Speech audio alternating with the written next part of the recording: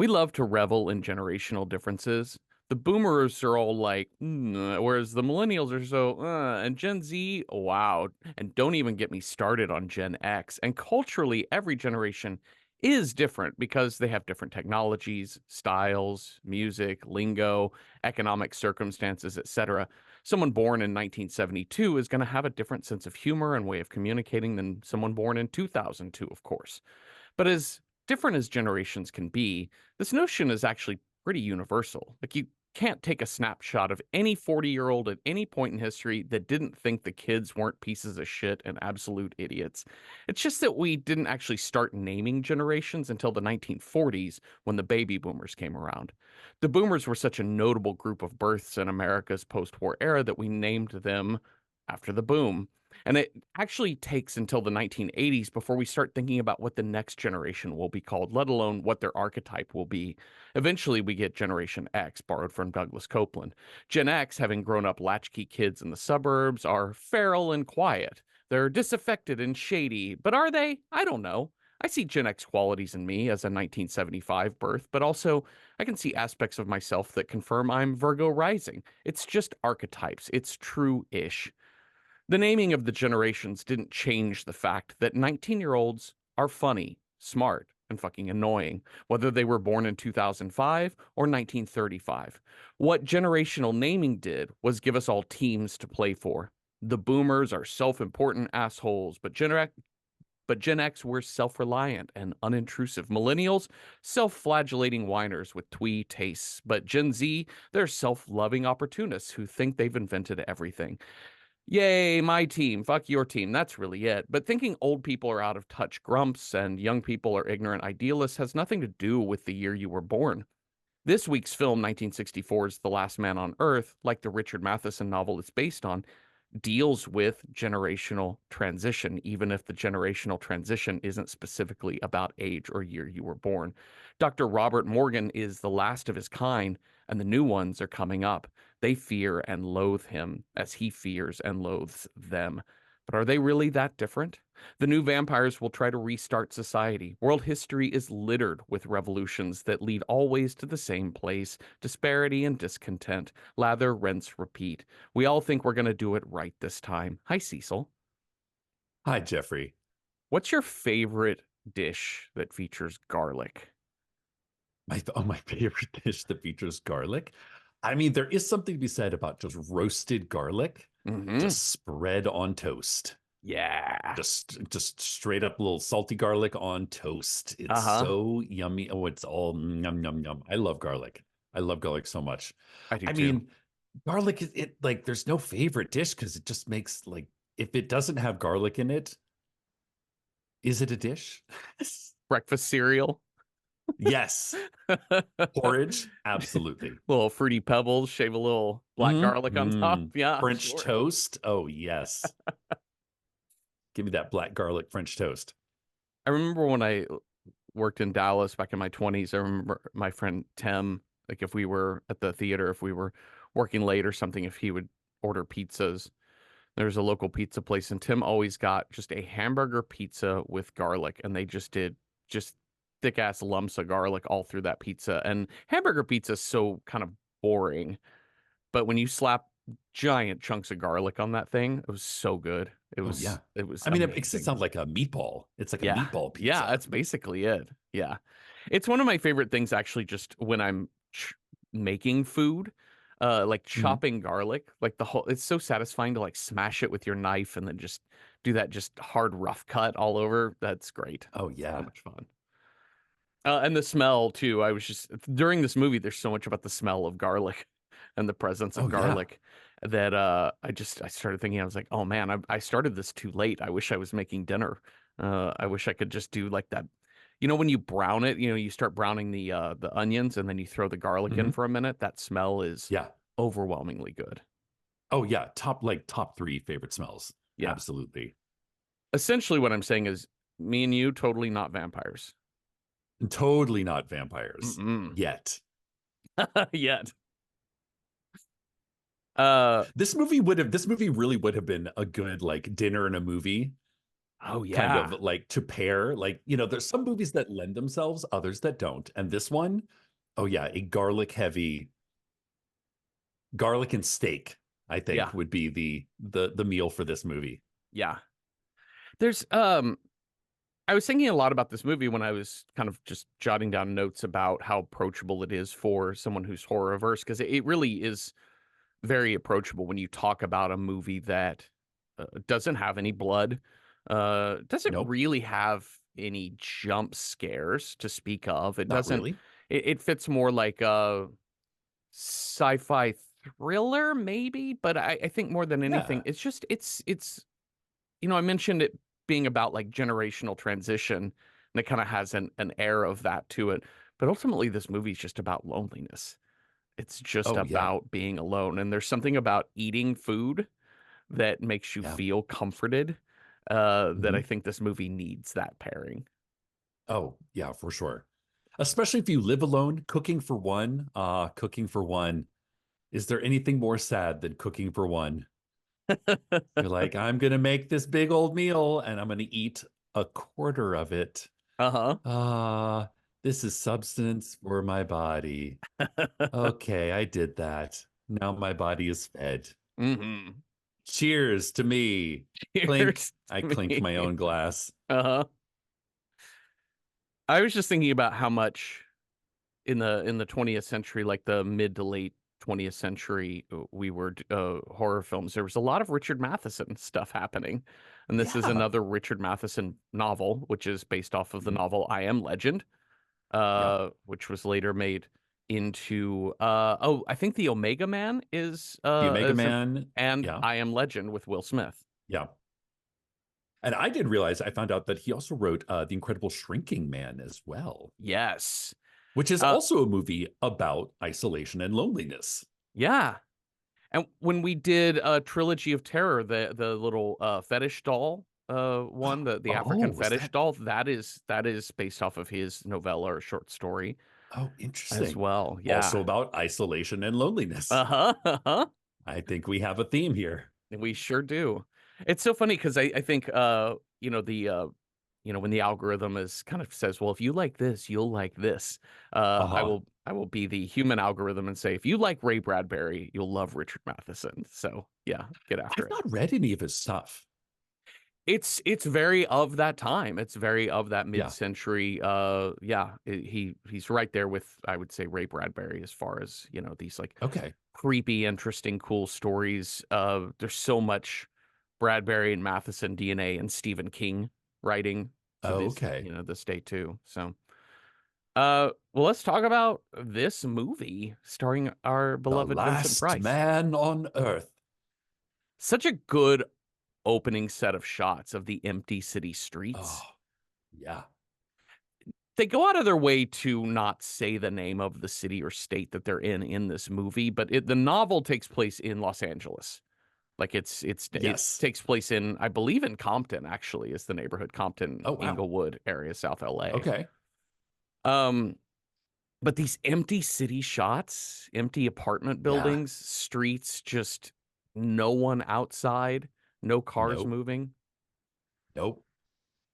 The blazing sun, the kind of like hazy, dusty air, the dreary music, and then we start seeing like dead bodies just strewn on steps and Yeah. in the But road. only like two or three. Yes.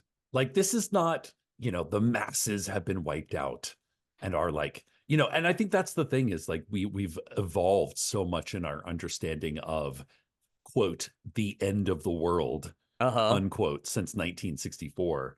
There was quite a few moments where I was like, I feel like there'd be more bodies. I Yeah. feel like there would be less groceries, less gas, like if Uh-huh. it's a, warning of a heavy snow, those grocery stores are empty. Mm-hmm. Mm-hmm.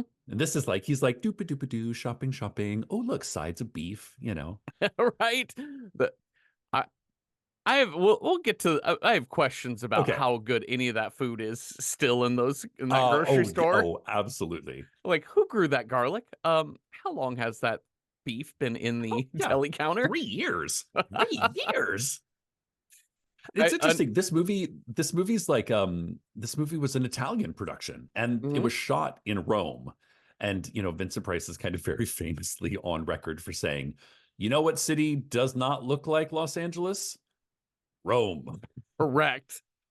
And apparently, like shooting this movie was really difficult because they would have to get up at the crack of dawn before the cops were out and kind of shoot it guerrilla style because this was a super low budget movie.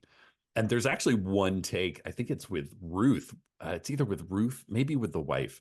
No, I think that like you can see her breath. Like they're so like it is so cold. You Wow. can actually visibly see her breath. Amazing. Just a nice chilly Los Angeles morning. This also this intro has one of my favorite apocalypse movie tropes because I think we got our style was or our scare was into the world is how we got to this, I Yes. think. Which it has the community church, and that's the name of it, by the way, Oh community yeah. church, and they have the Oh. movable type sign that just says the end has come, and Oh that cracks me up because I'm just thinking about like church people and pastors, like what a cynical pastor. Like there's no yeah.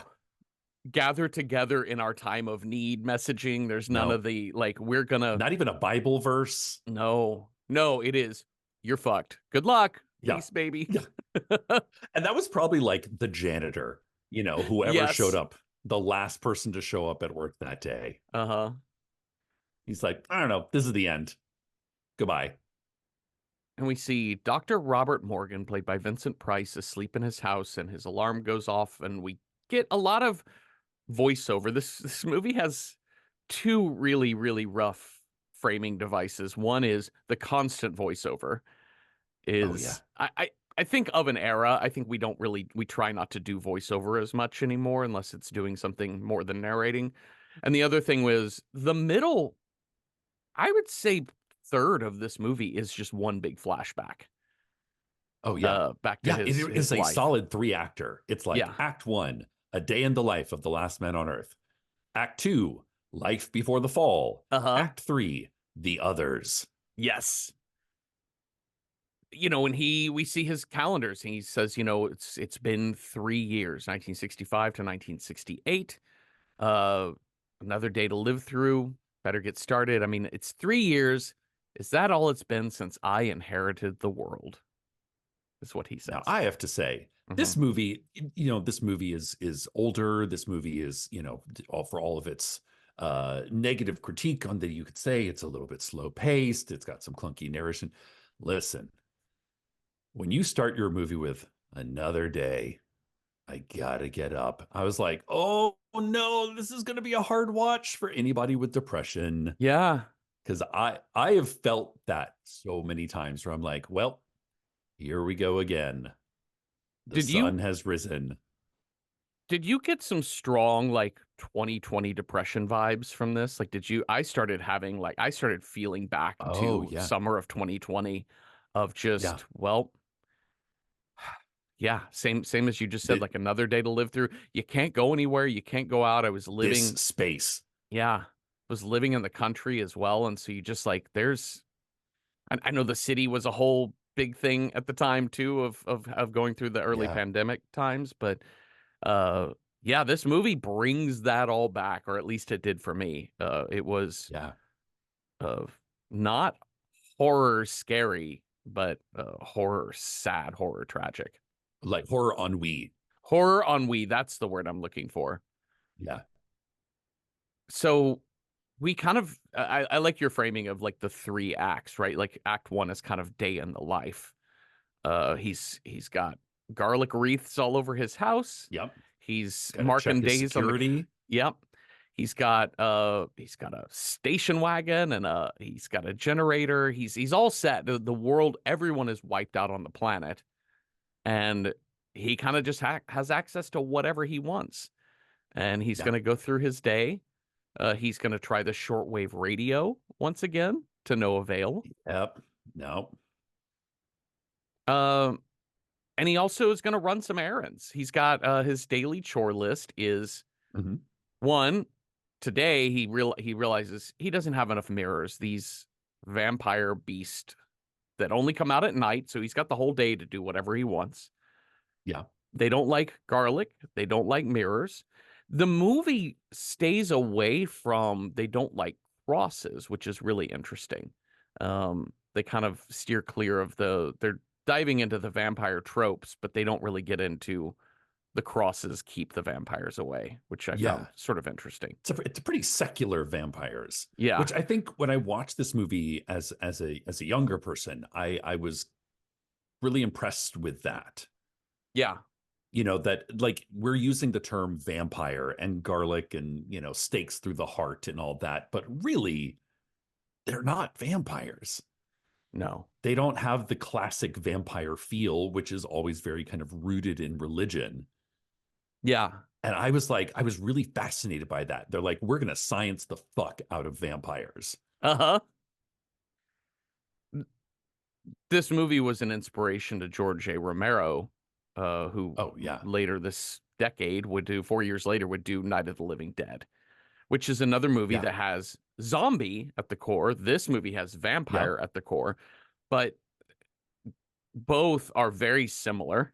When you look at how the undead move in Last Man on Earth and the undead Oh, in Night of yeah. the Living Dead, and how they sort of behave, the idea that there's something that has just run through the bodies of the dead and has brought them back to life. The other errands he's got to run is basically to clear the dead bodies off of his front lawn because he's got dead Yep. undead on his front lawn and take them to the big fire pit out on the edge of town. You got to run to the dump every once in a Yeah, while. I got to drive out to fucking Marina Del Rey or wherever that is. I don't know. No, it's Yep. actually looks up in the hills. So Eagle Rock, I guess, is where the big pit of fire is. So he's yeah, I found this really interesting. The kind of the notion that you would just have all day to do whatever you want, and then all night you just got to be boarded up in your house. So he can go Yeah. get more fuel for his car and for his generator. He can go to the mirror store, which I love that there's a I whole love ass how I mirror love store. the whole ass mirror store. I love how carefully Vincent Price chooses these mirrors. He's like, no, too gaudy. No, that one has a weird hanging thing. I'll just take these square ones. Okay, great. Hmm. Done, done, done. Which solid practical choice because later he's going to have to hold those mirrors up to he's going to have to fend off the undead You vampire need something people. portable. Yeah. No, yeah, you do not need a full-size wall mirror in that situation. No. He also runs to the store to get more garlic out of their deep freeze or whatever. I'm like, how long does Yeah. garlic last in the And fridge? also, who's growing that garlic? Is that 3-year-old garlic? Because that would be mush. Yeah, this movie doesn't really consider a few things. Like one, gasoline goes bad. Uh Oh, I didn't think about that. yeah, gasoline definitely goes bad. It's a little bit like your medicines. They go bad too, but it's sort of nebulous as to how long. Like it doesn't have like a Yeah. exact clock on it. But at a certain point, gas is no good. Gasoline is no good. I can't imagine garlic lasts that long. Who's growing the coffee beans? I'm sure there's a I lot of know. coffee to be had, but um, listen, there's a lot of food store for you if you become the last person on Earth. But Yeah. fresh food is not going to be it. Oh, yeah. But I think it's interesting that this movie takes that. They're like, you know what? We're not going to worry about the practicalities of this. It's really more about you're the last man on earth. You have everything at your disposal. It's not about the sort of the hunting foraging aspect of human life. It's really more Right. about the okay, you have everything you need. Now what do you do when you get the sads? Yeah. Yeah. I do appreciate it. I'm kind of like nitpicking about the unrealisticness of that, but Oh, for sure. but Oh like yeah, no. As soon as he walked into that grocery store and the shelves were fully stocked, mhm. I was like, look at all this food. What what happened? Did everyone like I mean, and it's really interesting, movies about contagion. Mhm. There is like everybody doesn't get sick at the same rate. No. People go on, like again, going back to 2020, when people were like, we need toilet paper, all the toilet paper, all the paper towels. Uh-huh. There's a shortage on paper towels and Yeah. hand sanitizer. He is Yeah, he's definitely in the throes of depression. He talks in this opening act about how eating bores him now, that it's Yeah. just fuel for survival, which again, going back to going back to early pandemic times, right? Where you're just, well, we're here all day and then we're just gonna Yeah. make more food to eat the food and then to watch the movie, to stare at the wall, to rip, lather, rinse, repeat. Yeah. He's also drinking very heavily. Yeah. The movie doesn't deal super hard with it, but I know I just reread the book. It's a very short book. And it's the book deals with his alcoholism a little bit harder, but we see it demonstrated in here that he is hungover one day after Oh, yeah. drinking a whole fifth of Yeah. He Cutty loses an Sark or entire whatever. day in the church. Yeah. And and he makes a mention that, he's like, I'm so frustrated, but I cannot let anger overtake me because reason is the only thing that protects me.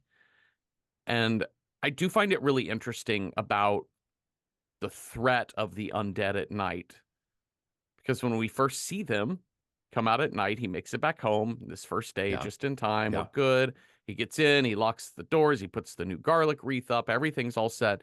And these zombie, like vampire undead creatures come with sticks and they're just banging on his windows, boarded up windows, going, "Come out, Morgan. We'll kill you. Come out, Morgan. You hear? Morgan. Morgan." Yeah. Morgan. I love this because the movie tells you it's not hokey. The movie is actually telling you these are slow threats. They'll Yeah. get you if you're not careful, but ultimately they can't do much. They're pretty weak. Yeah. They're pretty stupid, Yeah.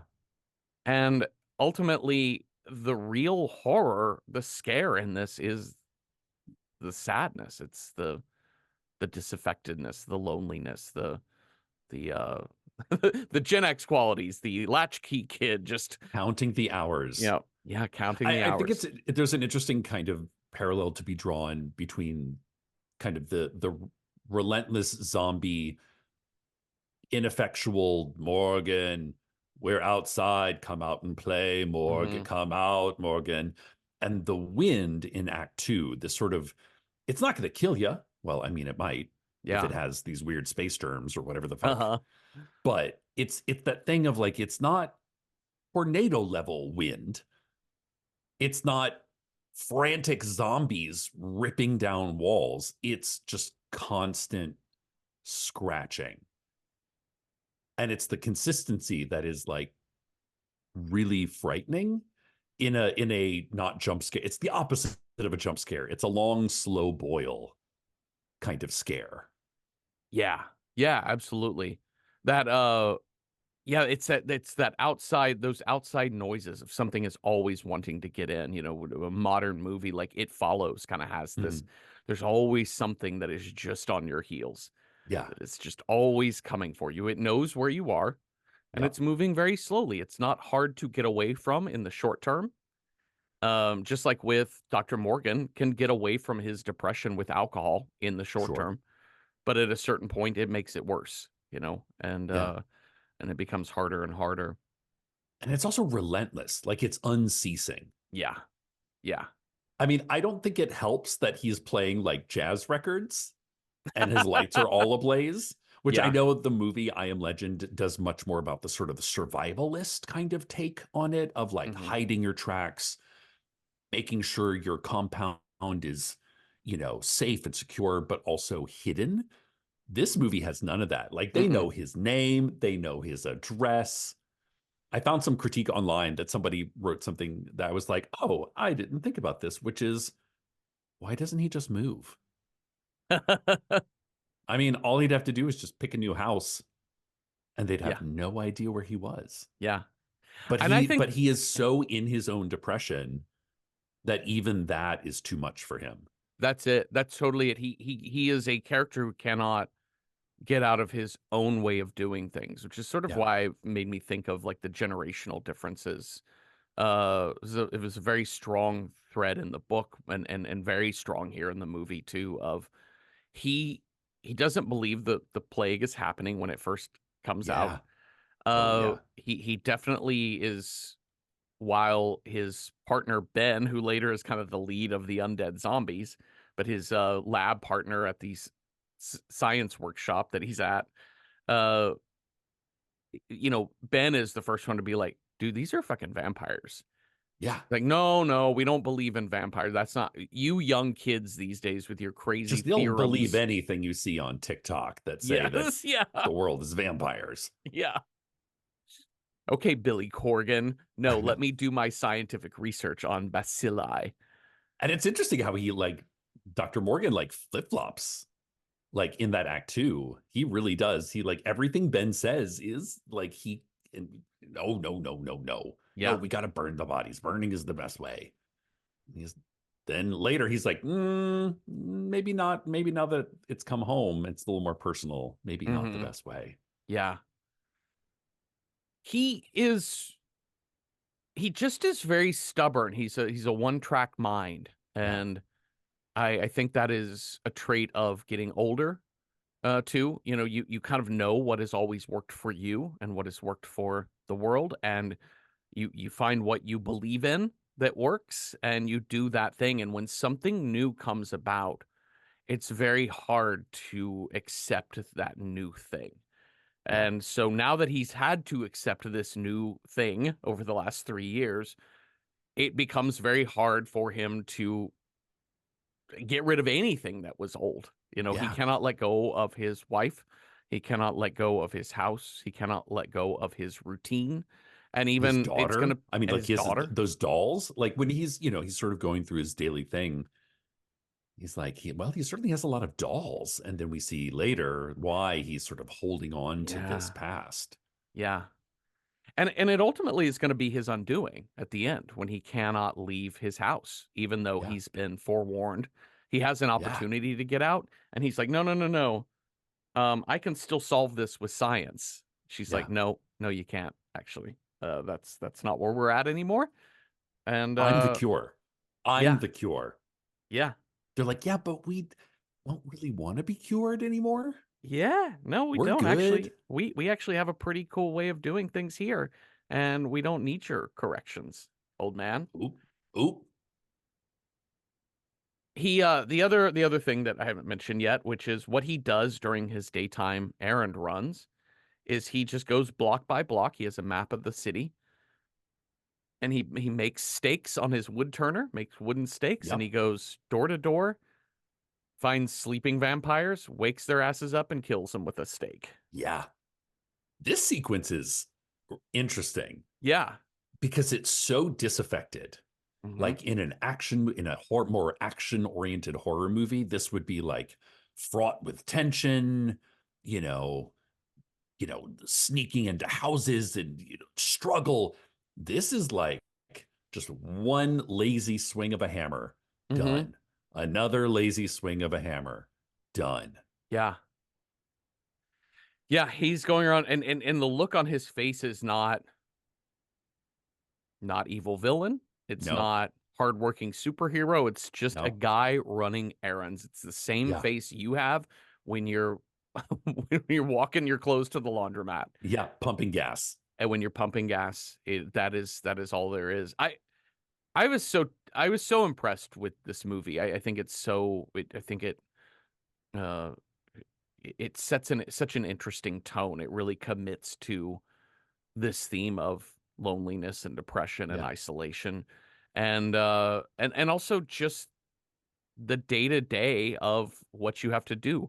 Again, as to bring up Brecht, but that was my upbringing in writing, in the way he talked about how you build a scene, how you make scenes for actors, and what somebody does is so important to who they are.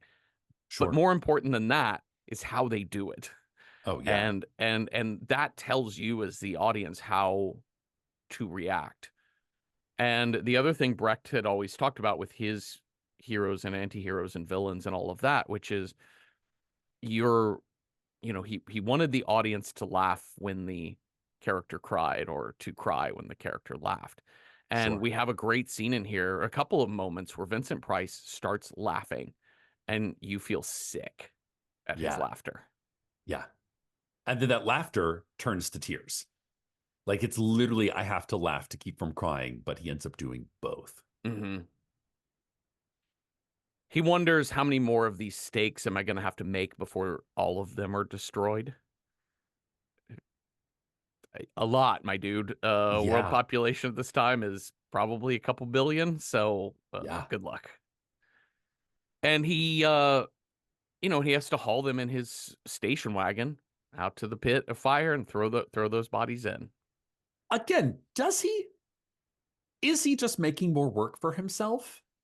Yeah, he is. Like, this idea, like, we're going to establish the pit in Act Two, and he's kind of committed to the pit, I think, for traumatic reasons.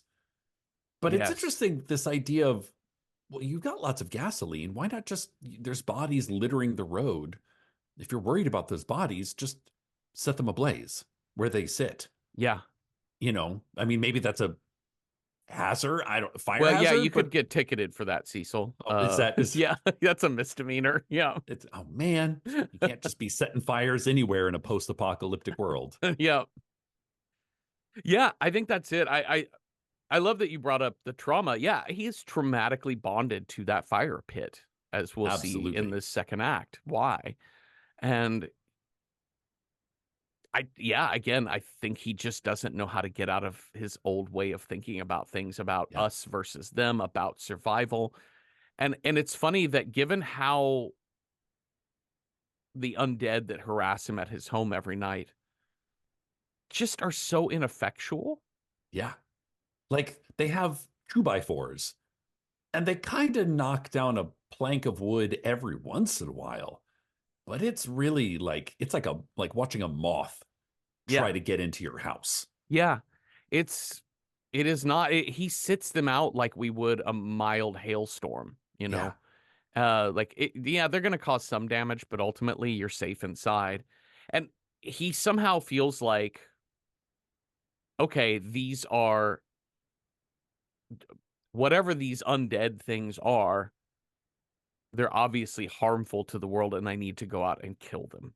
I need to Yeah. go out and hunt them. It is very like colonialist thinking, it's very manifest destiny thinking. It is very much the way in which we kill off plants and animals to make room for humans. And he is just reliving that exact thing just as a solo person Yeah. and taking Square on by this square, block Yep. by block. If I just continue every day and just do a little bit every day, Mhm. I will have successfully become the last man on earth. And I think more than anything, he's just depressed and he needs a thing to do. Yeah. And this gives him a purpose. It fills his life with some purpose, whatever that is. Okay, so on the second day, he goes up to the church that his wife is, well, his wife isn't, I don't know, she's not buried there, but he's like leaning I over don't like a, know. yeah, it's weird I because we're going to get into like what happened to his wife, but I don't know if he's leaning over a beer, like right, like it's a Yeah. tomb sort of It's like, yeah, thing. it's like a tomb, like a marble coffin, Uh-huh. which I do wonder if his wife is actually in there. I think she probably is my guess.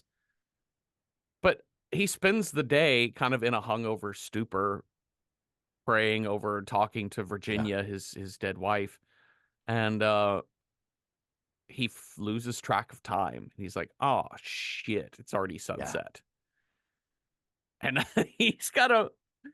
There's all the zombie vampire people outside being like, "Bah." He's just pushing them over and kind of Yeah. Just one half push, punching down them. they go.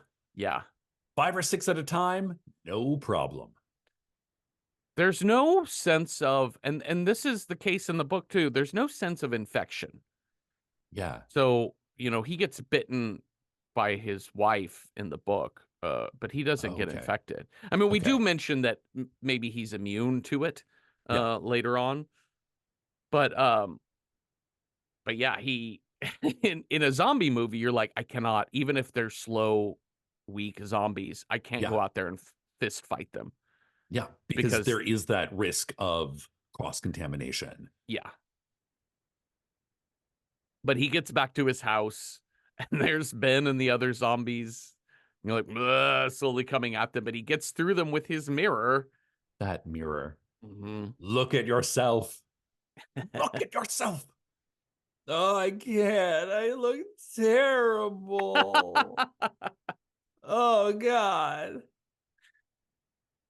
And then when he gets back home, he starts watching old movies of his wife and kid at the circus. And listen, I've watched a lot of old home movies Uh huh. from when my granddad had a Super 8 back in the 70s and 80s. And uh, but he apparently hired like a DP, like a professional, to do I these know. home movies. It's like, it is very much, this is not what home movies look like. And I think this is where some of the low budget, sort of hammer horror, Italian horror kind of creeps in a little bit, where they're like, look at this beautiful wife with her bouffant hair and their child. But Right. it's like from 5 rows back, like he's like on stage at a circus and then Uh-huh. cut to a perfect shot of like a very obviously like stock footage of circus, just generic circus. Look, a chimpanzee, Right. completely different film stock. Yeah. But yeah, he's all got like Roger Deakins out here like running the camera for it. Yeah. Yeah, it's amazing. But this is his he laughs wickedly at the tragedy of life that morphs into just sobbing, Yeah. broken up only by Ben Corton pounding at the door, being like, Morgan, come out. Flashback Cecil, Act Two. Th- Yes. 3 years ago, we're at a kid's birthday party. This is for little Kathy and all of her friends and all the parents and whoever else. It's just back in the normal times. Just the normal times. Look how innocent. He tries You to know. film his wife, Virginia. Oh no, my makeup, my hair. I know. Man, the 60s were rough. But like she's like, "Oh no, my hair, my makeup." Her hair is perfectly done. Is like huge. And then she immediately goes, "Oh, oh, Yes. oh. Oh no, no, I couldn't. I couldn't possibly be filmed Oh, but today since you're in my already rolling. in my pearls and tweed suit." I love this quick reveal. So we've got these really quick setups. Kid's birthday party. Oh, Virginia, Yeah. just the time when they were, when she was still alive and everything was going great. And then we hear little Kathy, their daughter, be like, "It's Uncle Ben." And here comes Ben Cortlandt, who has been the Yeah. the head zombie in present This day took me time. a minute. This Hmm. took me like a scene and a half to put that together. Yeah. And Ben, I don't think is actually an uncle. Just he's like the way your Yeah, kid calls your best friend Uncle so and so, like the way my cat Reba calls you Uncle Cecil. that's right. So, I'm like, hello. Hey, look, I got something for you. Oh, it's a mouse. but Ben is a coworker at the of I forget the Mercer Institute of Science and Learning or whatever. Chemistry. Yeah. Hmm. And Ben is telling Robert, he shows him an article being like, plague claims hundreds is Europe's disease carried on the wind. Oh, What do you think, Dr. Morgan, of this? hogwash is what I think. I'm a scientist, not an alarmist. You work at you're actively what? You work at the CDC sort of This is equivalent like private where lab? like you all should know better than anybody what's going on. Maybe not necessarily reading articles, being like, I don't know. And it's Maybe later when Ben is like, I've heard stories that they're vampires. Stories from who, Ben? What kind of stories? Who's telling you these stories? you just saw it on Twitter. You haven't actually That's read right. any Oh, articles. that's right. Fact check.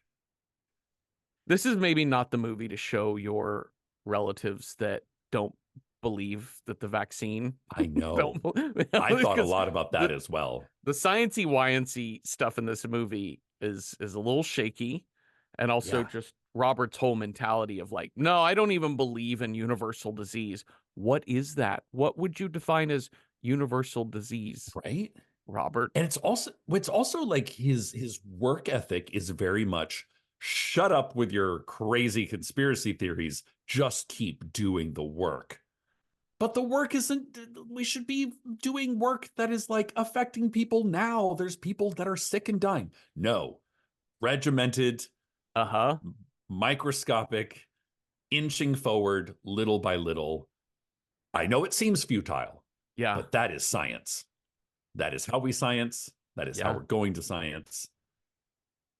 I know everybody's dying, but Uh-huh. we are going to do this one block at a time, square by square, inch by inch. Yeah. Yeah, this movie definitely goes hard into this character is stuck in his old ways. He Yeah. cannot break free into anything new.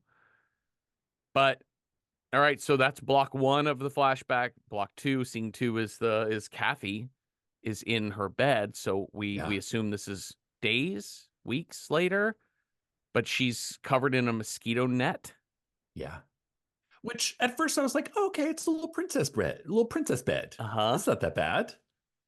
Like, no, Then that's a we actually, malaria net. I know. It's like, oh, uh-oh.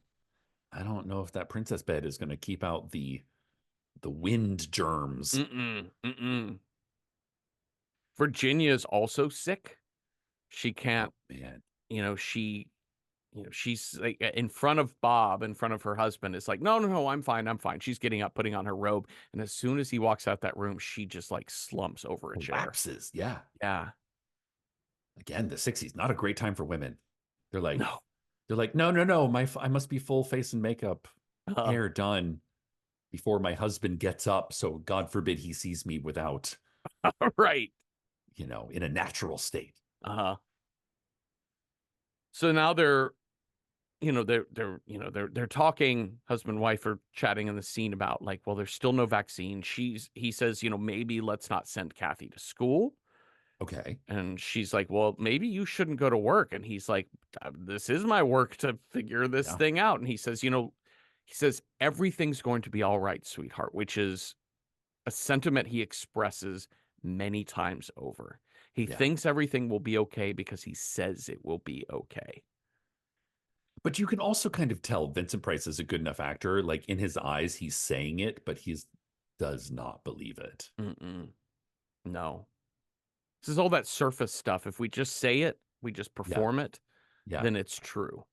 And we don't have to worry. It's very American, very Midwestern, actually, Yeah. right? Like Just this keep notion. smiling. Yeah, And eventually that smile will become authentic yeah, if you smile hard enough. yeah. But at the lab, we've got these bacilli that are rapidly multiplying. Sciencey, YNC, whatever in this movie. I do appreciate the fact that they've just shorthanded the science down to look inside this microscope. You see these Yep. you see this Yep. graphical image Yep. of bacteria all lined up perfectly. Every time I Vampires. show you that, know that that's vampire infected. That's the vampire gene. Hmm. Great. Ben is Ben is not impressed with this repetition No, of just keep studying this bacteria. he's radical. He is he's been radicalized. He is on Twitter. He's I been know. radicalized in vampire theory. Yeah, he believes that the dead are becoming vampires. He says, "Well, I've heard stories that, that that people who have died have come back. And why, Dr. Morgan, are they only seen at night? Because vampires fear the sun." Maybe we should study this. Mhm. Bob at no point in time thinks, okay, semantics, right? Maybe Right. Yeah. vampires aren't real. However, Yes. we do have anecdotal evidence, not strong. That's not strong, but this is how you pursue things in science Yeah. Yeah. Yeah. is you take anecdotal evidence and you test it and you Yeah. say, okay, Ben, can you get me some numbers on people coming back? Or Yeah. is there a person we can actually go study who has come back? the fact that they don't really study any of these No. people, like there's no behavioral science in this at all. Uh, Which is why I think that, when I watched this, I think I saw this like my 20s, kind of like early on in my horror movie watching career. I was like, they're using the word vampire, but there's a vast difference between classical Bram Stokery romantic vampire mhm. and this. And I think what makes this film really interesting is that it is kind of on the tipping point. It's not like the George A. Romero tipping point just yet, but it is that feeling of like divesting romance from this V word. Yeah. Yeah. This isn't the Dracula with the blood red lips and long black cape. Right. And it's very much, he's turned away from the light of the Lord Uh-huh. and is now this hedonist that is bored of everything because he's has to live forever. It's interesting. It's very much mundane vampire. It is interesting that you bring up the kind of the vampire ennui, which is Yeah. the hedonist who has to I've live fucked forever. everything. I've tasted everything. Yeah. Humans are just vermin that are just around for me to eat. And Ugh. Dr. Morgan is the flip. He's the tails to that heads, Yeah. right? Is that he's the human who is will not live forever, but is condemned to live out his life bored, anti-hedon, like He's the non-hedonist. bored vampire hunter. He's Yeah. like the eternal Van Helsing that's like, oh my God, another day, And he doesn't even another get to steak fight on the them. lathe. Yeah. Gotta like just another day, another steak. Yeah. Bored Van Helsing. Like Van Helsing, like at least if you watch the modern movies of him, or he's very action packed. Like his life is not I boring. know, right? Yes. Uh, but in this case, killing vampires is tedious. It is I mean, like it's also doing a like spreadsheet. it's the machine age. Hmm. It's the age of like massive factory expansion of just like, hey, just do this, make this one widget, put this one widget into this thing, and just you are a human compartment. Just do that every day. Just Yeah. that one action over and over and over again. Yeah. So Kathy is now very sick and is blind. She cannot see Yeah. anymore. And they know that is one of the symptoms of this disease. And he tells Virginia, you cannot call a doctor or she will be reported. You do not let anyone in this house, which is very bossy mansplainy, but it's also so true when we Yeah. find out what happens when you get reported. Yeah. Yeah. There's no in between. No, Which you is get, which is yeah, why the third act is so interesting, is because right now it's like you go from like healthy symptoms, dead, yes, body bag out the door to the pit. to the fire pit in Eagle Rock. Yeah. No in between. Hmm.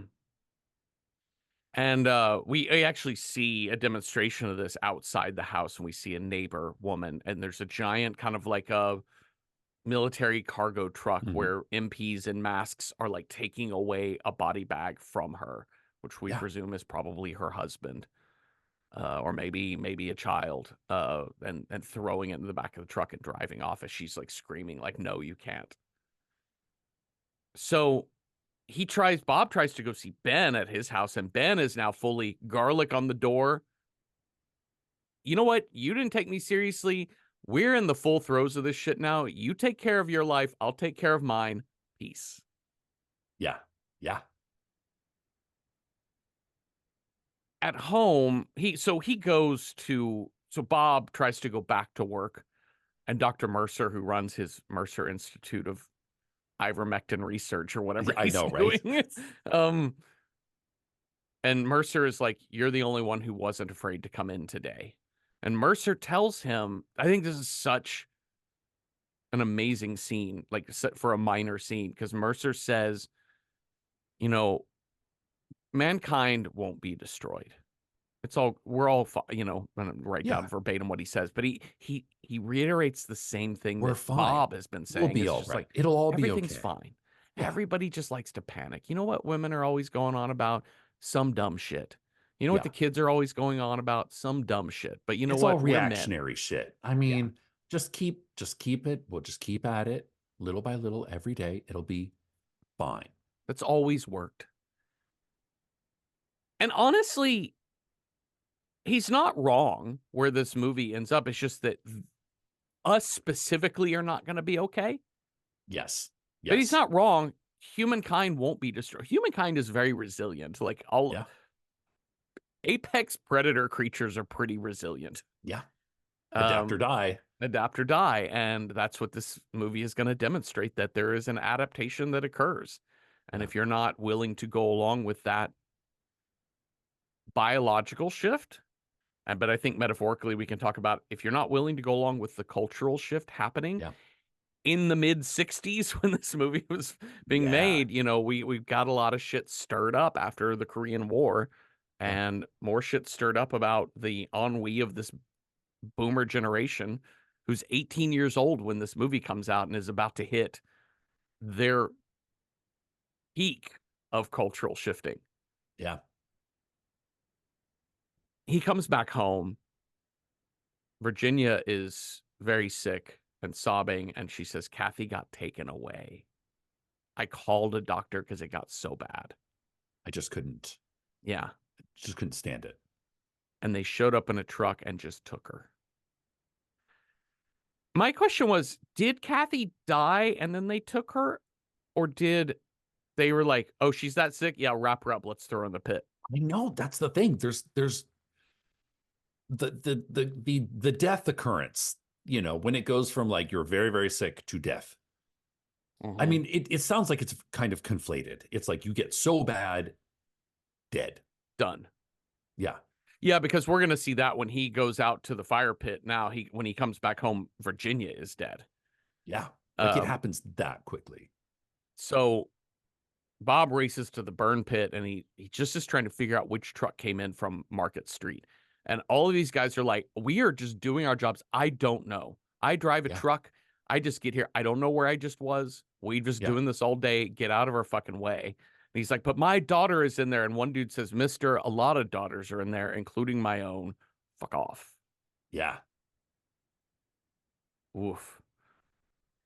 And then when he gets home, Virginia is dead. And he says, no, Virginia, Verge. That's what he calls Yeah. her, Verge. I won't let them put you there. I promise. He carries her out into the hills at night, digs her a grave, and buries her. So sweet. Everything. And then at the end, everything works out fine. It's great. No unnamed death pit for you. You get an unmarked grave in the hills. Much better. Uh-huh. However, later that night, Yeah.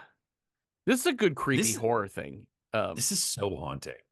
Let me in. This reminds me of like old-fashioned ghost stories. uh-huh. Like who's got my arm? Like who's Yeah. got my golden arm? It's just that like quiet, haunting voice on the wind. And he can see the doorknob is like shaking, like somebody's trying to get in, which is not a thing that the undead have been doing. Later in the later in it, this is like I think it's such a. I know this is happening before the undead part of the Yeah, first act of this movie, but there's a familiarity with trying to work a doorknob. she's fresh. She's fresh, and And it's also she found her way back to her house, yeah, which means there's cognitive function. They're calling like they know his name. yeah, There's cognitive function. It's like much decreased, yeah, but it's still human. yeah. There's a movie coming out this year called Handling the Undead, and it is based off of the novel by John Lindquist, who wrote Let the Right One In. Okay. And it's I love this book. It's a great book, and it in the same way that Let the Right One In deconstructs the vampire Hmm. mythos, Handling the Undead kind of deconstructs the zombie mythos, and Sure. it deals with it in a very similar fashion to what's happening here with this Virginia situation when she comes home. That there's a muscle memory to Yeah. their ability to speak and know things and do things, that they're just repeating what they're doing. I don't know if that movie will be good. Early reviews have either been an incredible masterpiece of like thoughtful cinema, and this movie is boring as shit. So I Okay, don't know. great. Okay, great. We'll Great, see. great, great. Yeah. Yeah. Um, but I am interested in that idea of muscle memory as a zombie Yeah. trope. I think it's really, really, really good. It's haunting, as you said. Flashback done. We saw what happened to his wife and kid. But it's still not explained. Like we just No. see Virginia sort of like drifting towards the camera with her freshly undead face. Yeah. And then it cuts back to Robert sort of wallowing. Yeah. Well, it cuts back to the time when he had, present day, when he had rushed home at twilight. He Yes. got attacked and he left his car out on the front driveway. And so the zombies are all there smashing his car. We hate your car. So he has to go, which is fine. He can go shopping for a new car. In Yeah. fact, he can get the exact same model and we're good. Again, like that inner monologue is like, oh, look at that convertible over there. That would be fun. There was a time when I would enjoy that, but Yeah. I need the trunk space. So just gonna take this one. I laughed when I saw him get the exact same car, Exact same car. but that's 100% in his character. So Yeah. deliberate as a choice Yeah. for the writers to do, the director to do this, because he cannot stop living his life. Yeah. He cannot make the transition. He cannot move forward. He Yeah. is stuck in stasis, and his stasis is, I need to just be doing a thing. And as much as he hates the repetition of his life as the last man on Earth, I don't think the being the last man on Earth made him this way. I think it just accentuated that that's how he has always lived. Sure. You wake up, you do your coffee, you go through work, you get Yeah. home, you listen to jazz records, you drink, you fall asleep, lather, rinse, repeat. Yeah. But he finds a dog. There's a sweet little black poodle looking thing, and a friend, a companion. I haven't Right? seen a living thing, an actual living thing, in three Which also years. begs the question, like, are animals affected by this? I mean, the way he reacts to that dog, you would assume Mm-hmm. cats, dogs, birds, horses, Mm-hmm. cows, chickens, sheep, Yeah. all the animals Yeah. gone or infected. Yeah. He tries chasing after it, and he needs to work on his friendliness skills. He's so desperate for companionship because this is going to He come about with does, Ruth too. yes. But you know what? He want to pet that dog. I pet that dog. And he's going to run up a fucking mountain to pet that dog. Yep. Hey, I feel you. I feel you so deeply, Bob. I love you. Just screaming at this dog, Yeah. running through the hills. People get mad at the park when I do that to their dogs. Come Well, back. they shouldn't make that dog so cute. They agreed. Amen. He but while he's chasing this dog, he finds something interesting, which is dead, undead, dead vampires, but they've all got stakes through their heart, and they're like metal Yeah, stakes. they're like They're like spears. spears. And they're iron, right? And he's like, wait a minute, He's like, someone else that's is out here killing these people, that's or not my signature. non-people. Later that night, the dog shows back up and is wounded and sick, and but he doesn't realize that at first, right? He doesn't realize what the wound is, and he's like, we're Yeah. gonna have lots of happy times together. You'll see, everything's going to be fine again. With the If I can just get back to my normal life, I will be Yeah. happy again. I mean, it also has like, he's found his Wilson. Yeah. He's found he's like, look, Robinson Crusoe, I have someone to talk to. Like I have look, it's a thing that I can project onto. Yeah. Oh, Yeah. you're a vampire dog. Oh, fuck. Uh-huh. It's he realizes that the dog is bleeding, and he takes the blood and he puts it under the microscope, and he sees the bacilli on there, Nope. and he laughs because he's Yeah. defeated. Yeah. The very next scene is the next day in the daytime. That dog is wrapped up and he is burying it. Staked. Staked. A stake through the blanket Yeah. in the dog. Yeah. I, He's a man of black and white. he really is. But then he runs into a woman in the daylight. I'm not going to hurt you, he shouts as he chases her up a hill. Just running, screaming at her. She looks frightened and runs away. No, no, no. No, come back. I'm not going to hurt you. It's not like, just let me buy you a drink. I was really taken by this scene in the book is so profound because it really goes hard into how scary he is. Oh, yeah. Because he not only chases her, Yeah. but he is so protective of, like, you don't understand, little woman, how dangerous Oh, it is out here. And he drags her back and locks her in a room. yeah.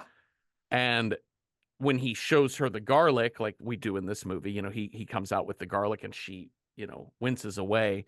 The book she has a really great explanation. He's like, why are you flinching from the garlic? You're infected. And she's like, no, you chased a woman up a hill, locked her in a room, and then just start putting a stinky ass root vegetable in her face. Yeah. And you wonder why I'm flinching. You're terrifying. And Yeah. I'm like, excellent explanation, my Yeah. friend. I mean, there's echoes of that in this. Like, Yeah. I think I it's thought they interesting. summed This that up character, really well here. yeah, and this actress, that plays Ruth does a really good job of like, you're terrible. Like, I know you're super excited about being not the last man on Earth, but in fact, you're terrifying. Yeah. Yeah, he's actually sort of scary to her for obvious reasons here. But he knows she was out in the light. So Yeah. she can't be a vampire, but maybe she must be infected. And she says, um, they do have kind of like a heart-to-heart talk, and she says, I lost my husband. And she was like, I assume you lost your wife, and was there a child too? And he doesn't want to talk about it. Yeah. He wants to do a blood test on her. She's like, don't Uh-huh. touch, just don't, Yeah. leave me alone. I got to get out of here. Yeah. And he's like, you can't, because the undead are out there banging on the house. And you're gonna be I'll decide killed. what you do from here Yes. on out. Then he offers her food, and she says, I can't eat. This is a vampire thing, right? Mm-hmm. Um. Then he also mentions that one of those vampires is Ben Cortlandt, and is he says, I'm so desperate to drive a stake through his heart, Yeah, just like someday, all the others I've done. someday I'm gonna stake him like I did all the others. Uh-huh. But that one in particular, because he keeps showing up at my door. Yeah, and that dude sucked because he was a younger generation. He was such a millennial. He used to be my friend. Uh-huh. And she says, at one point, oh, let me back up. This is where he says, back when I was in Panama, for who knows why, but back when he was in Panama, he was bitten by a bat, and he thinks that bat may have been infected with an early form of the bacteria, the bacilli. I don't know the difference. It's not the same thing, but the bacilli was at a weaker form, and his body Yeah. developed an And immunity to it. he survived. Now he's immune. Why were you She not studying that like 3 years Yeah, ago? I mean, agreed. I know you probably didn't make that connection then, but Well, because you're the only one showing up at work. he's working for a snake oil salesman making ivermectin, and Yeah. instead of working for the CDC. Yeah. So the she she's so overwhelmed by all of this, and she's filled with emotion, and she kind of dramatically runs into the other room because there's mirrors everywhere, there's garlic Yeah. everywhere. We know she's infected, and she Yeah. is trying to get out this vial that she has of medicine to inject herself with it. But he comes in and stops her. And she was like, this medicine keeps the germ at bay. Yeah. We've had it for some time now. And he gets so mad about Oh my we. God. We? Wait. We? The title of this movie is wrong? Which I think is so interesting because he just ultimately does not like or want change. He thinks that he does, but when confronted with it, here he is confronted with a group of people who have developed the very thing that he's been researching and trying to do. It makes him mad to know that Yeah. this has happened. And she even said, she's like, your, your technology is way behind what we've got at our compound. Boy, she read Uh-oh. him hard when she was like, I was Uh-oh. actually sent to spy on you because we were thinking you might have way more information than we did, but you actually have a lot less. Oh no. Oh no.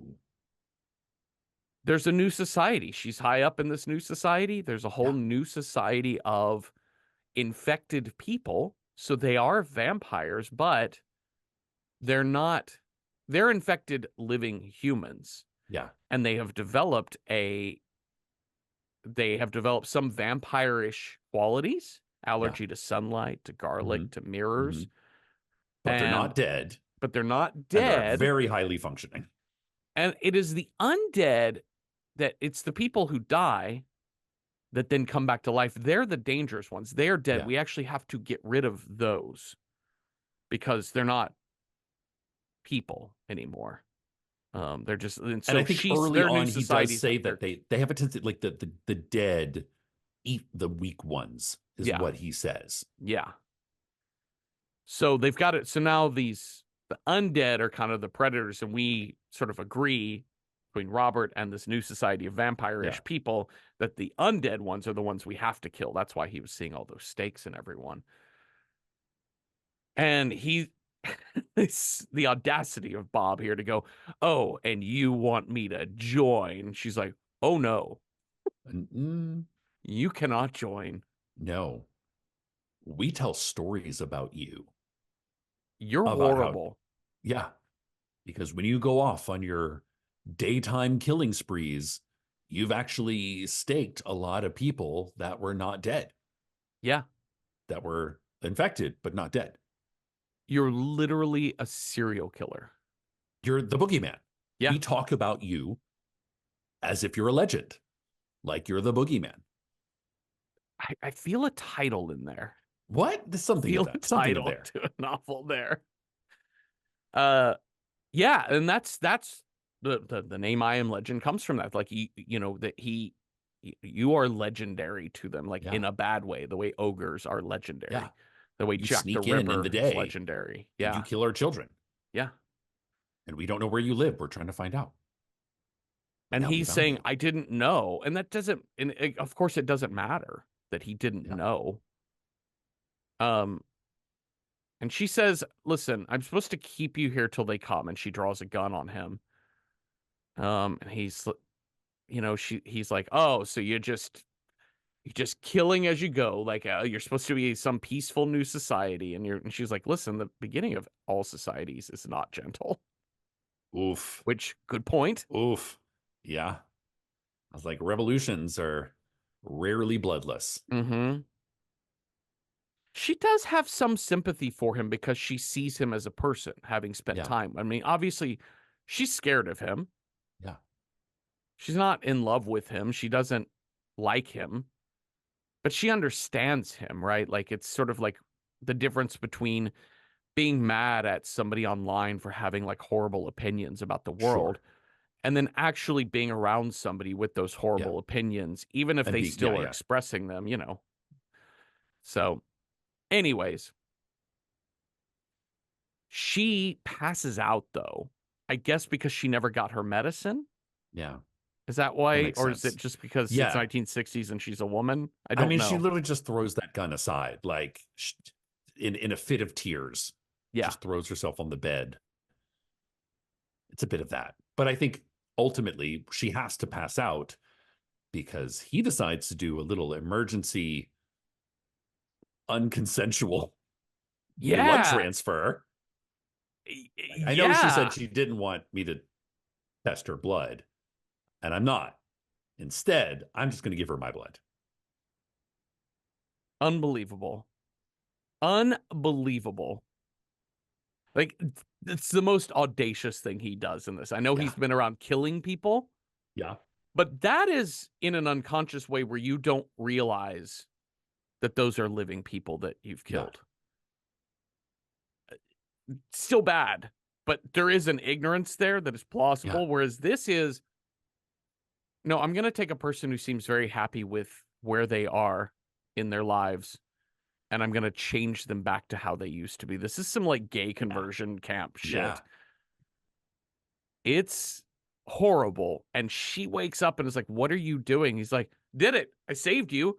I I saved you. transferred my blood into you. The antibodies in my blood work. See, look, you can see yourself in a mirror. You can smell garlic." She's like, "Yeah, this Yeah. garlic smells great. Oh, I look good in Yeah. this mirror. Oh, fuck. Now what? Fuck." And too late, though, because the new society has showed up. Yeah. And they're out there running down the undead in their big vehicles. Wow. They're black turtlenecks. Fucking beatnik generation showing I up to take over know. everything. Yeah. Yeah. Yeah. There's this goes back to Village of the Damned, right? Like that was also a 60s film, early 60s film where we're talking about there's a new generation coming up and it's scary as shit. Yeah. This cultural revolution is happening. Uh-huh. There's not a violent revolution here in America. There is a cultural revolution and it hurts and it's hard. Yeah. And thankfully we got that out of our system in the 60s and now everybody's very cool with any kind of No, cultural everybody's shifting great. and change, Everybody's great. you know. No more violence. We're all good. But she says, they're coming to kill. They're coming for you specifically. Yeah, for you, they're coming to kill you. Um, and there's there's one other thing. Right before that, he gets so obsessed with his accomplishment about transferring his uh antibodies or whatever from his blood into hers that cures her, quote unquote, that he forgets about the undead outside. And that's when Ben gets Right. inside and attacks Yes. her. And I almost it looks like he bites her again, which means she's just infected again. Like She's just it's infected again. Yeah. or something. Something. Who knows? And honestly, I don't think the new society is upset by anyone who's not infected. There's a time when Robert could have fit in. Yeah. They're upset that he's out there murdering the infected. Yeah. Well, these army vehicles. Oh, hello. Let me turn that ringer off. There's a the army vehicles show up. We see that it's this great sequence where Ben manages to get up on the roof, undead Ben, and they gun How him does he down. how does he get up there? I don't know. He can't even use a 2x4. He can't even use a doorknob.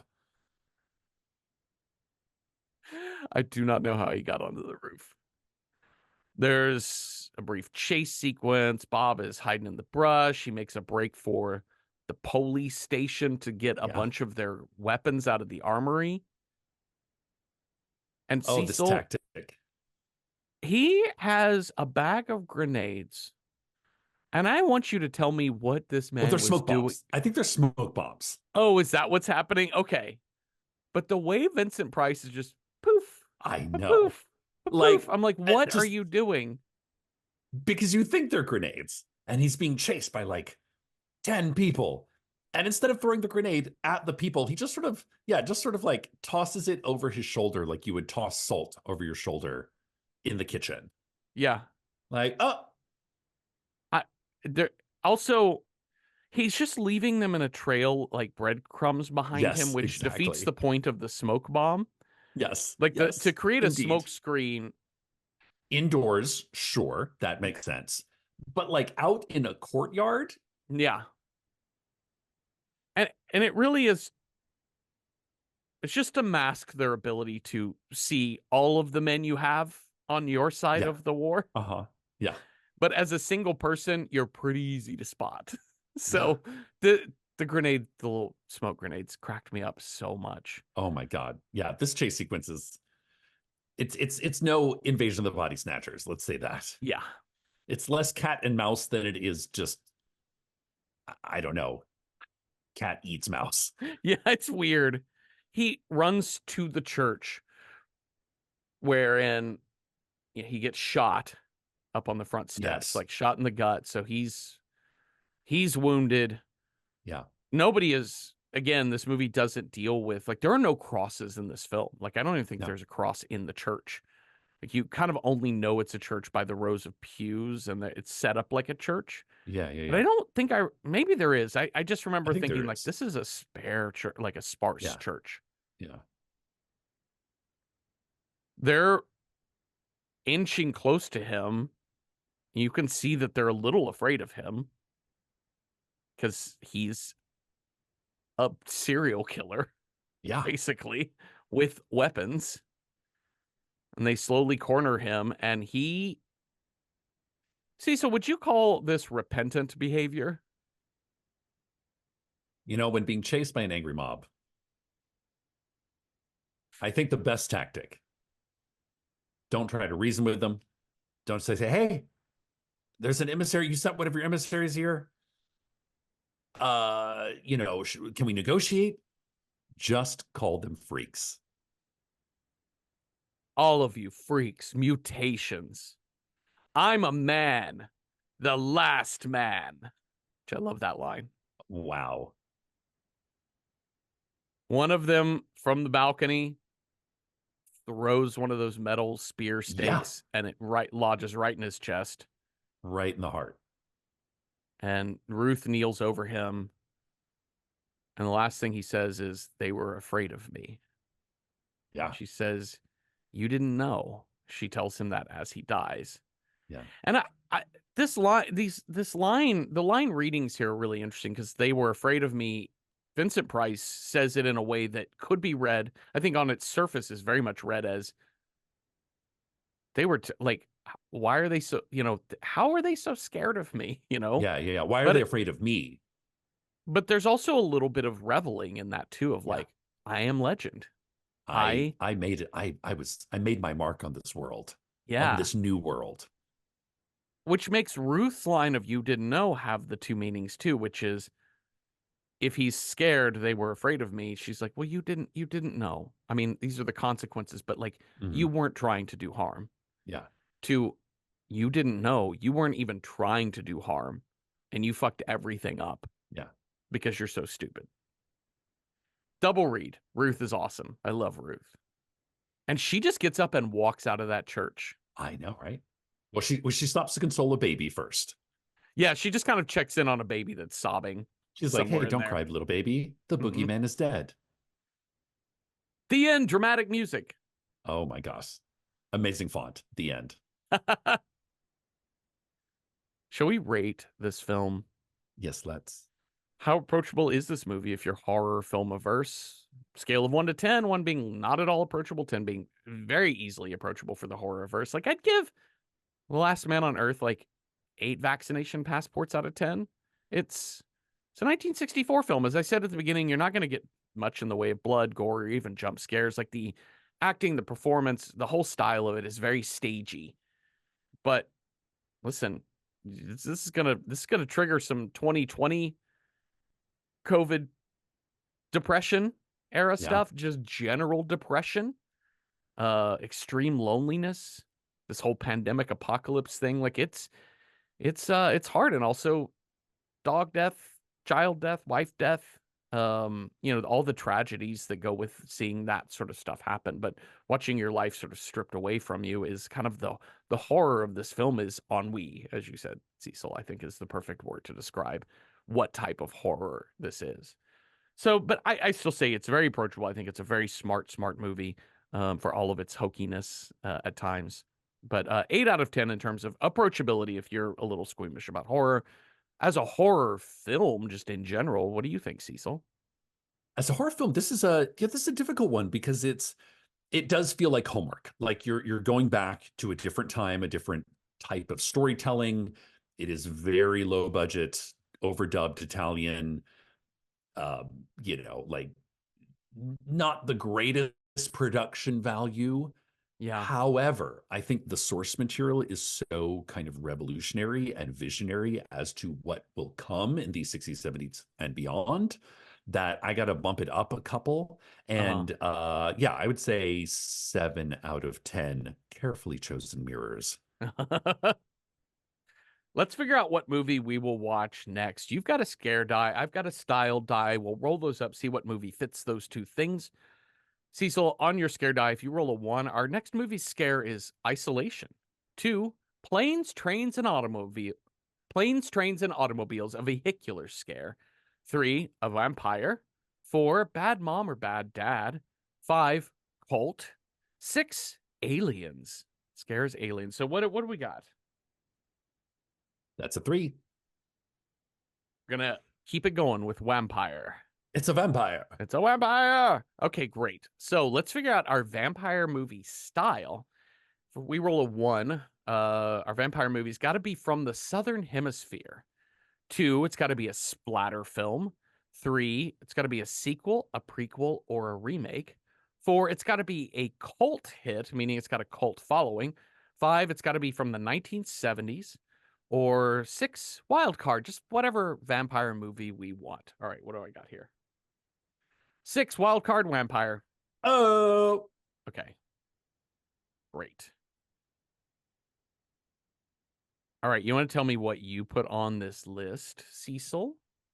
yes. First off, we have Daughters of Darkness, Oh, okay. which is a 1971 film. It has that 70s, lesbian vampiros, bisexual vampire vibe, but with some interesting kind of political undertones to it. It Okay. is full camp, full glam. Uh-huh. This is one of my favorites. The other one that I have is Blood for Dracula, Don't know this one. which is another 1970s film that I have not seen. But this has got Udo Kier as Dracula, and it's, a take on the Dracula story, but I think this has also got some interesting, maybe kind of undertones to it Okay. that I don't know, I've not seen. I like to put things that I have seen, things that I haven't, things that I want to see, and this is one that has been on my list for quite a while. And I was like, you know what? If we're going to dive into vampires, let's expand our horizons. And the last one is a movie that I have seen, but I have not seen it in a very long time. And it is Kronos from 1992. This is kind of Guillermo del Toro's sort of breakout film. Uh-huh. And I remember it being clearly a visual feast, as most Guillermo del Toro films are. Uh-huh. Um, but it kind of brings in sort of the mythology of the vampire and this I don't know. I'm interested to revisit this film and get to know it a little bit better. Yeah. I've never seen any of those movies. I would be excited to see all of them for the show. I put on here three movies that we can roll for to see which one we land on, but only one of these I've seen. So the first one I put on here is Bram Stoker's Dracula. Still have never seen this. Whoa. Yeah, this is what Gary Oldman, Winona Ryder, I Yeah. forget who all is in this movie, but Keanu it's Reeves, Anthony Hopkins. yeah. This was classic 90s just stunt casting, like Oh the yeah. More is lasagna, more. yeah, lasagna method of filmmaking. Just more is more. More is better. But it looks amazing. It looks very lush. The Oh costumes look yeah. incredible. Another one that I have on here that I have seen a few times is The Lost Boys. Oh, Very classic. 1980s. You got the Coreys in it. You got Yep. Kiefer Sutherland in it. Get that saxophone solo going. Uh-huh. I think Diane Wiest is the mom in this, if I Yeah. remember correctly. It's Yeah. got a saxophone solo out, and this is all very Southern California, very 1980s Southern Cal. Kids growing up, right? Vampires have shown up. The I vampires are in know. the valley now. And then the last one on this list is, in fact, hold on. Let me just double check something here. And the last one on this list is Near Dark, which is 1987 Catherine Bigelow movie. This is available. For a brief time. It was not available online, and now I it is know. available. This is a very bloody movie about Oklahoma vampires. Yeah, it's And like vampire cowboy film. yeah, Kind of has that sort of cowboy western vibes, but with uh-huh. vampires. But it's got Lance Henriksen and Bill Paxton in it, so sold. Bill Paxton is amazing in this film. Yeah. Also, these two boys in this movie would have been coming 1 year off of doing Aliens together, which is again Bill Paxton. Love him to death. Yeah. All right, I think it's your turn to roll our die. Okay. So roll it up. So 1, we'll watch Daughters of Darkness. 2, Blood for Dracula. 3, Kronos. 4, Bram Stoker's Dracula. 5, The Lost Boys. Or 6, Near Dark. What are we watching next week? That's a 5. We're gonna watch The Lost Boys. Oh, yes. Let's get our 80s groove back Yes, on. I'm please. so excited. 2 seconds here. It is available for rental, streaming if you have AMC Plus or whatever that is. But listen, go rent this movie if you haven't seen it before. It's gonna be so 80s. It's gonna be so marvelous. Oh, It's I'm I'm gonna I'm so gonna excited to get put some back into sun this. in my hair, get those blonde tips. Oh, Jason Patrick. I forget that Jason Patrick is Yeah. also in this movie too. God bless. And Jamie Gertz. It's going to be so much fun, you guys. And it's got the best sax solo in movie history, I think. Well, thank you all for listening. Thank you, Cecil, for talking with me. And if you have thoughts on The Last Man on Earth or ideas for other movies that would have been good, like what is your wild card vampire film? Let us know on Instagram at Random Horror 9 or on Patreon, where we have public discussion threads for each episode, and you don't have to be a paying member to participate or comment on those. And watch The Lost Boys 1987 with us this week, and come on back next Tuesday for a new episode. Have a restful night with no noisy neighbors groaning death threats at your windows or nothing. Boo. Boo.